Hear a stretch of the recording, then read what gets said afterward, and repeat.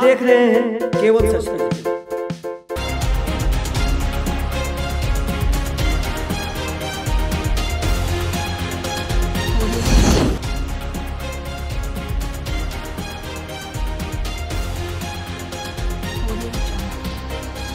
Bharatiya Janata party के प्रत्याशियों की जमानत जब्त होगी, बल्कि उत्तर प्रदेश से जान का कोई संकट नहीं, क्योंकि उत्तर प्रदेश में दंगे नहीं हो रहे हैं। मैं अमित कुमार, आप देख रहे हैं केवल सच न्यूज। सबकी निगाह इस बात पर है कि यूपी में क्या हो रहा है। केवल सच न्यूज पर आप लगातार देखते आ रहे हैं, तो बहुत दूर चलकर भी क्या अखिलेश यादव सत्ता के करीब पहुंच पाएंगे? बहुत बड़ा फैसला उनको तय करना है। क्या वह कर पाएंगे या भारतीय जनता पार्टी 2017 वाली अपनी बहुत बड़ी लीड को बरकरार रख पाएगी? किसके हाथ लगेगी सत्ता की चाबी और कौन है वो जिसको मिलेगी मायूसी? इसका फैसला 10 मार्च को हो जाएगा।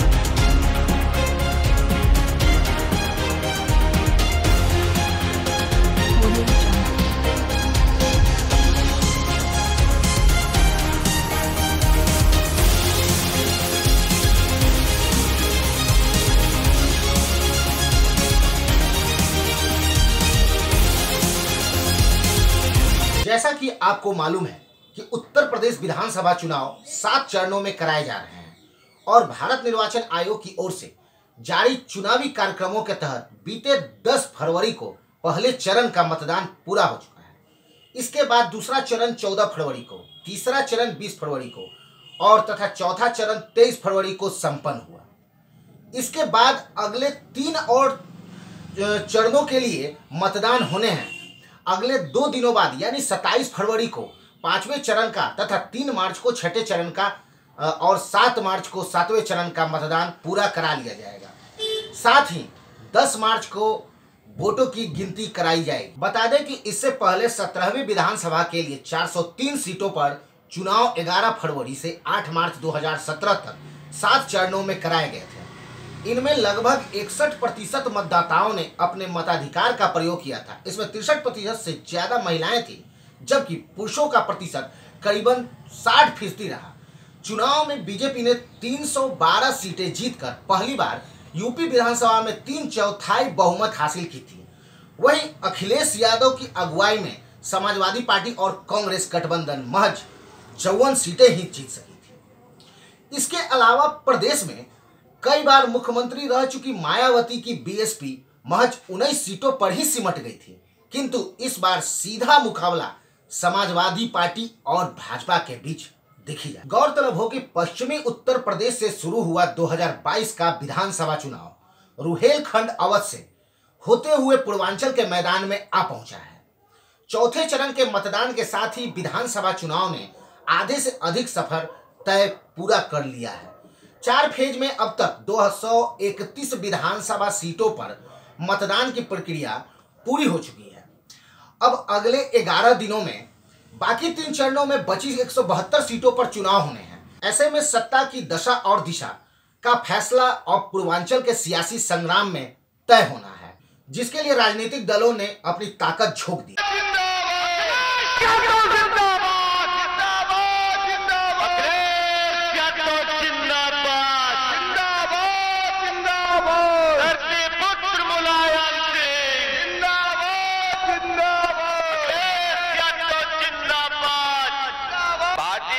पार्टी के प्रत्याशियों की जमानत जब्त होगी, बल्कि उत्तर प्रदेश से भारतीय जनता पार्टी का सफाया होने जा रहा है। भारतीय जनता पार्टी की डबल इंजन की सरकार ने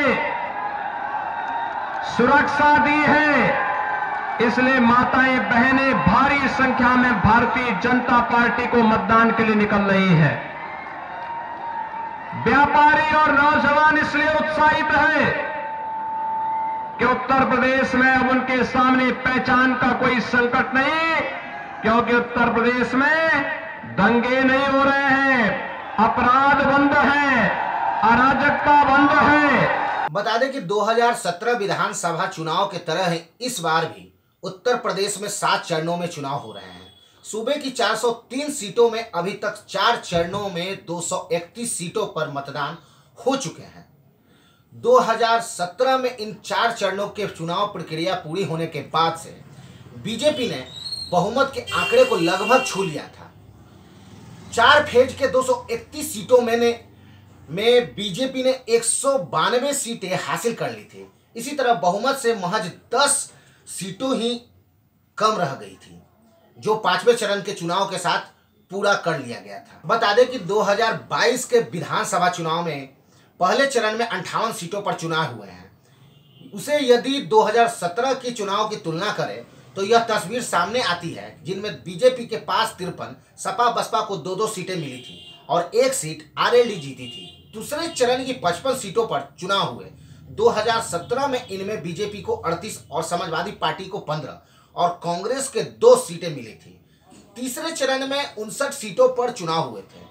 पिछले चुनाव में जिनमें बीजेपी के पास 49 और समाजवादी पार्टी को 8 और बसपा और कांग्रेस को 1-1 सीटें मिली थी। चौथे चरण में 59 सीटों पर चुनाव हुए थे। 2017 के चुनाव में बीजेपी को 51 और इनके सहयोगी जनता दल एस को 1 और समाजवादी पार्टी को 4 और बसपा कांग्रेस को 2-2 सीटें मिली थी। इसके साथ ही उत्तर प्रदेश की 403 विधानसभा सीटों में से पश्चिमी यूपी रुहेलखंड व बुंदेलखंड के साथ सेंट्रल यूपी व अवध के कुछ क्षेत्र की 231 सीटों पर चुनाव हो चुके हैं। इस तरह प्रदेश के आधे से ज्यादा मतदाताओं तथा अपना जनादेश सुना चुके होंगे और बाकी के 3 चरणों में 172 विधानसभा क्षेत्रों में चुनाव बाकी है, जहां पर सियासी दल चुनावी प्रचार में जुटे हुए हैं, अपने अपने पक्ष में माहौल बना रहे हैं। वहीं यूपी के 5वें चरण में 12 जिलों की 61 विधानसभा सीटों पर 27 फरवरी को चुनाव है। पिछले चुनाव में इस फेज की 61 सीटों में से बीजेपी ने 51 सीटें जीती थी। इसके अलावा कांग्रेस को 1 सीट पर जीत मिली थी, जबकि सपा के खाते में महज 5 सीटें आई थी। इसके अलावा कांग्रेस को 1 सीट पर जीत मिली थी और 2 सीटों पर निर्दलियों ने जीत हासिल की थी। बता दें कि इसके बाद छठे चरण के 57 सीटों पर 3 मार्च और 7वें चरण के 54 सीटों पर 7 मार्च को वोट डाले जाएंगे। छठे चरण के जिन 57 सीटों पर चुनाव होने हैं उनमें बीजेपी के पास 46 और समाजवादी पार्टी के पास 2, बसपा के पास 5 और कांग्रेस के पास 1 सीटें हैं। इसके अलावा 1 सीट अपना दल एस, 1 सीट सुभाषपा और 1 सीट अन्य को मिली थी। 7वें चरण में जिन 54 सीटों पर चुनाव है उनमें से बीजेपी के पास 26 और सपा के पास 11 और बसपा के पास 6 अपना दल के पास और 4 सुभाषपा के पास और 1 सीट निषाद पार्टी ने जीती थी। अब यूपी की सियासी जंग में 5वें में 7वें चरण तक के चुनाव में अपनी पार्टी बनाकर सियासत करने वाले प्रभावशाली क्षत्रपों में व दल बल करने वाले कद्दावर नेताओं का प्रभाव का भी इम्तिहान होना है। बता दें कि बीजेपी की सहयोगी अपना दल एस और निषाद पार्टी की असल परीक्षा अगले 3 चरणों के चुनाव में होते दिख सकती है। वहीं सपा के सहयोगी ओम प्रकाश राजभर की पार्टी सुभाषपा में डॉक्टर संजय चौहान की जनवादी पार्टी और कृष्णा पटेल को अपना दल की सियासी ताकत की आजमाइश इसी फेज में देखी जा सकती है। बता दें कि पूर्व मंत्री रघुराज प्रताप सिंह उर्फ राजा भैया पहली बार अपनी पार्टी जनसत्ता दल के लोकतांत्रिक बनाकर मैदान में उतरे हैं, जिनके लिए अगला चरण काफी अहम माना जा रहा है। गौरतलब हो कि उत्तर प्रदेश की सियासत में क्षेत्रीय दलों की ताकत बढ़ी है। इस बार के चुनाव में अपना दल, सोनेलाल, सुभाषपा और निषाद पार्टी इस चुनाव में अपने मुख्य दलों से ज्यादा सीटें झटकने में कामयाब रहे हैं। ये सभी पूर्वांचल में काफी सक्रिय हैं।